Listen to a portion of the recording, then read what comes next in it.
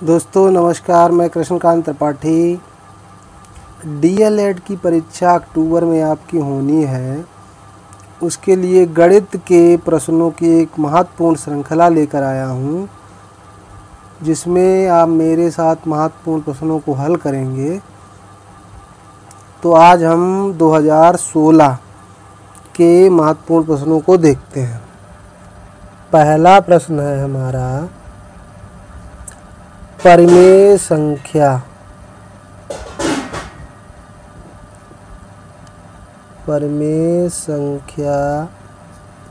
-4/9 से छोटी परिमेय संख्या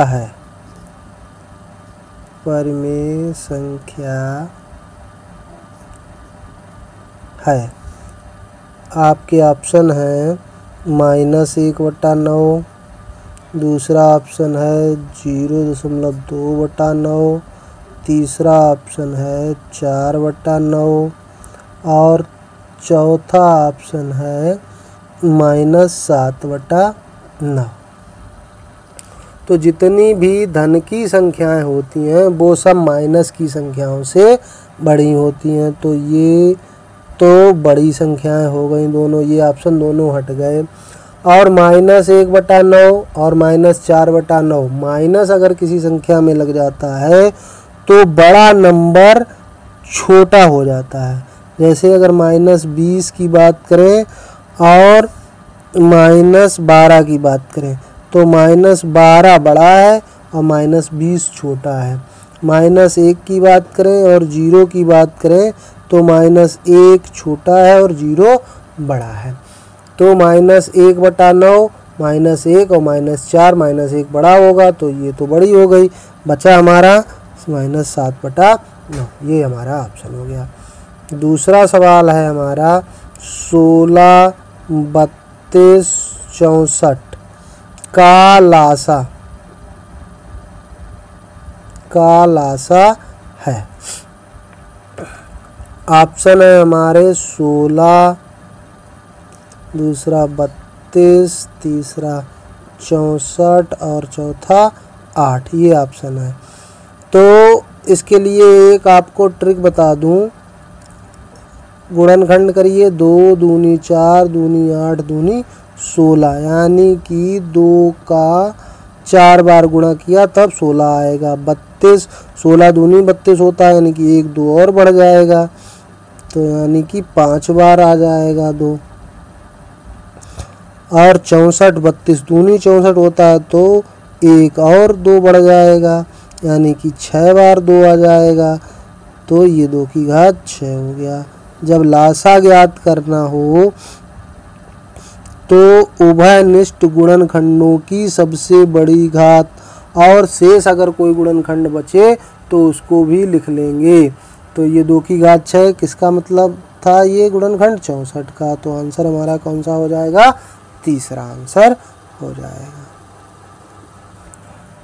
तीसरा सवाल हमारा है, एक समीकरण दिया हुआ है 1.5y-7 बराबर 0.5y का हल है। एक समीकरण दिया गया है हमको, इसके ऑप्शन दिए गए हैं 5, 3.5, 7 और चौथा ऑप्शन है 2। तो ऐसे समीकरणों को हल करने के लिए हम लोग क्या करते हैं, जो चर होता है, चर वाले, जैसे एक ही चर दोनों में उपस्थित है तो दोनों को पास करेंगे। चर इसमें y है तो इनको पास लाएंगे। 1.5y हमें मालूम है, अगर 0 के बराबर के दूसरी तरफ हम कोई संख्या ले जाते हैं तो उसका चिन्ह बदल जाता है। ये प्लस की है, इधर आएगी ये माइनस की हो जाएगी, और 7 माइनस के थे, इधर आएंगे तो प्लस के हो जाएंगे। अब 1.5 मतलब 1.5 और 0.5 मतलब आधा। 1.5 से आधा चला गया तो बचा क्या? 1। और 1 अगर किसी चर के गुणनखंड में नहीं लिखते हैं तो y का मान कितना आ जाएगा? 7। तो हमारा ऑप्शन कौन सा सही है? तीसरा ऑप्शन हमारा सही है। चौथा सवाल हमारा है y into Z minus X plus Z into X minus Y plus X into Y minus Z का हल है।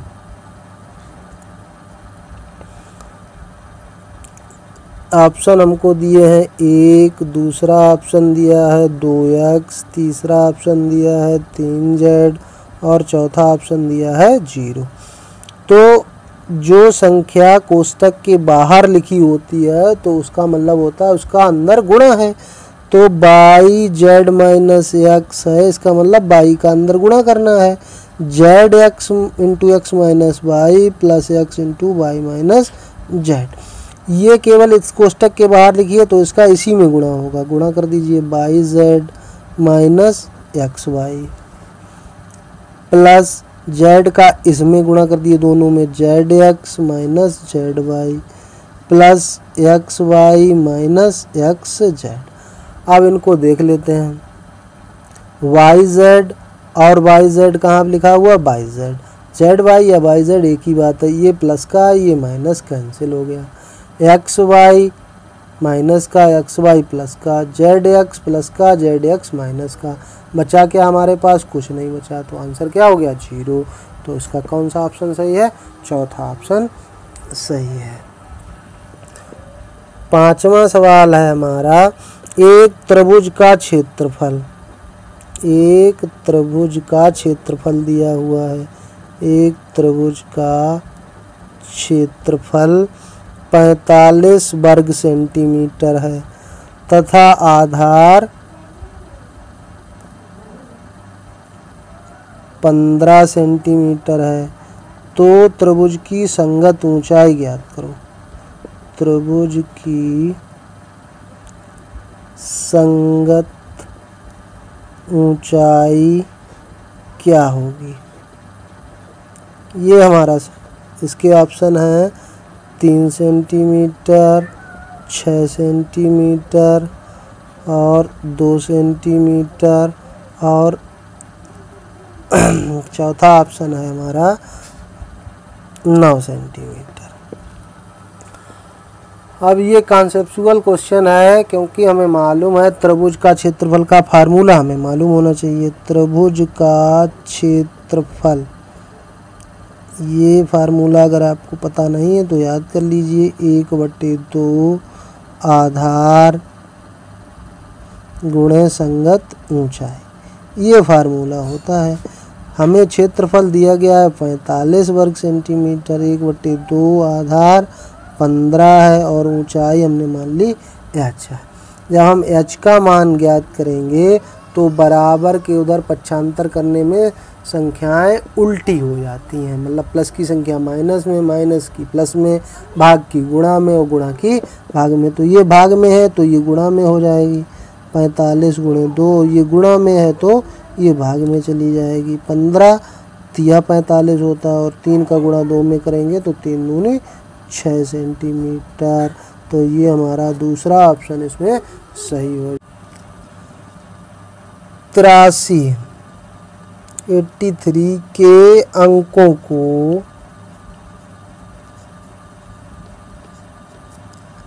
परस्पर बदलने से प्राप्त संख्या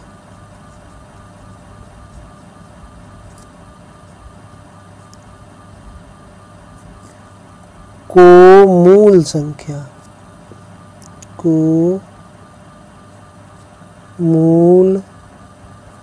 संख्या से घटाने पर कौन सी संख्या मिलेगी।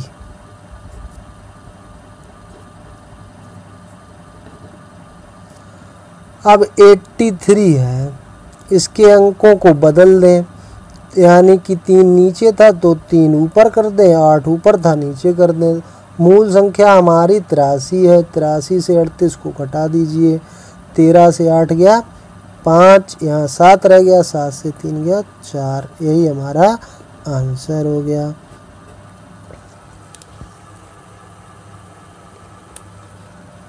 सातवां सवाल है हमारा, समीकरण एक दिया हुआ है -4x + 3 बराबर -6x - 18 को हल कीजिए,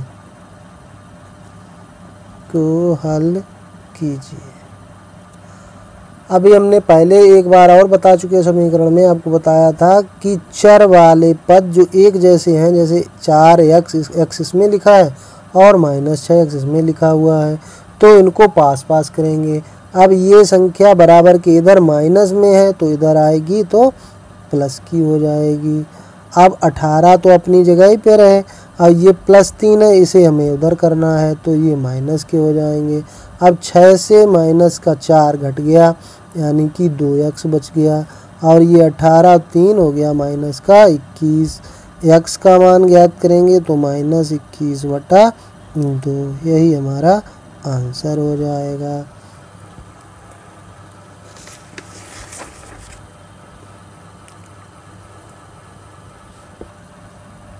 आठवां सवाल हमारा है, एक कक्ष की लंबाई, एक कक्ष या कमरे की लंबाई, एक कक्ष की लंबाई कितनी दी है 11 मीटर, चौड़ाई 8 मीटर दी है तथा ऊंचाई 5 मीटर है, तो कमरे की चारों दीवारों का क्षेत्रफल, कमरे की चारों दीवारों का क्षेत्रफल बताना है, दीवारों का क्षेत्रफल ज्ञात कीजिए।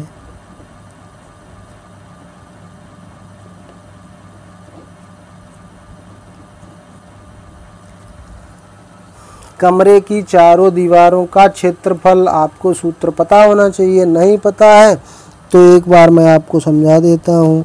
मान लो ये कमरे की चारों दीवारें, ये कमरा बना हुआ है जिसकी लंबाई L और चौड़ाई B है। ये लंबाई में दीवार बनी है तो ऊंचाई में भी तो गई होगी, अगर इसका क्षेत्रफल निकालना है तो लंबाई गुणे ऊंचाई हो जाएगा। ये चौड़ाई में बनी दीवार है और h मीटर मान लो ऊंची है तो चौड़ाई गुणे ऊंचाई हो जाएगी। सामने वाली दीवार का क्षेत्रफल भी लंबाई गुणे और इधर वाली का चौड़ाई गुणे h होगा। अगर सब जोड़ दिया जाए चारों दीवारों का क्षेत्रफल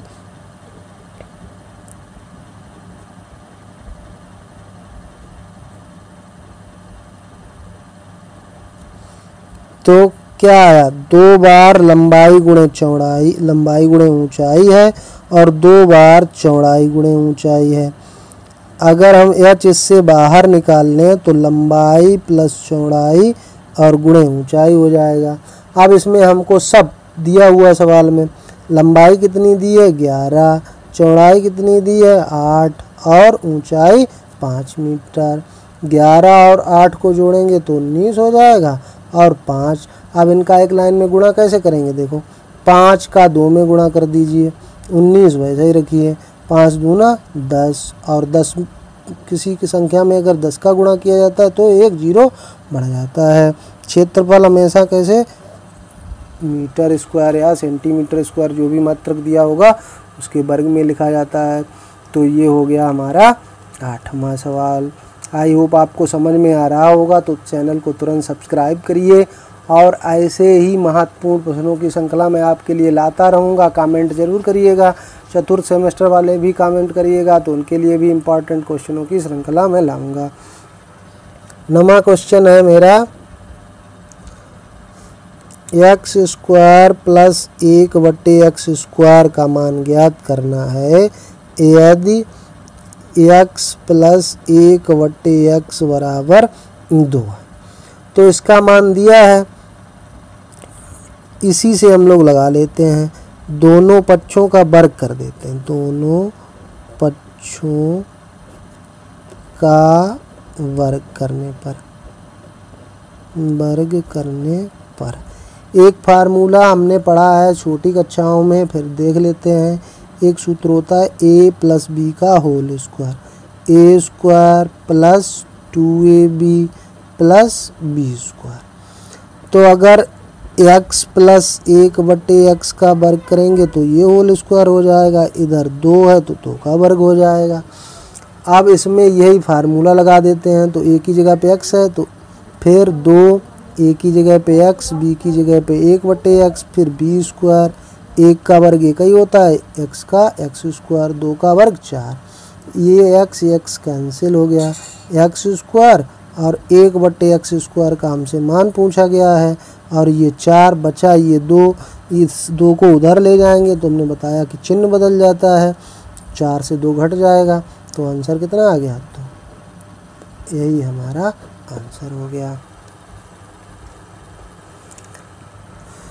10वां सवाल है हमारा, परमेय संख्याएं दी हैं -7/9, -5/21 और 2/-3 को आरोही क्रम में लिखिए, आरोही क्रम में लिखिए। अब 2 क्रम होते हैं, आरोही क्रम और अवरोही क्रम। इसमें अक्सर कन्फ्यूजन बना रहता है। आरोही माने चढ़ता हुआ, माने छोटी संख्या से बड़ी संख्या की तरफ जाओ, छोटी से बड़ी की तरफ जाएंगे तो आरोही। अवरोही, अवरोही मतलब उतरता हुआ, यानी कि बड़ी संख्या से छोटी संख्या की तरफ जाएंगे। तो इसमें हमें पता होना चाहिए कौन सी संख्या बड़ी है, कौन सी छोटी है। माइनस सब में लगा हुआ है, तो पहले क्या करते हैं, नीचे वाली संख्या का बटे का मतलब क्या होता है, भाग। अब 9 का भाग हम 7 में देंगे तो जाएगा नहीं, 0 रख के दशमलव रख के 0 बढ़ा लेंगे, 9 सत्ते 63 आ जाएगा, फिर 7 शेष बच जाएगा, फिर दशमलव रखा ही है 0 बढ़ा लेंगे, यानी कि ये इतना ही आता रहेगा।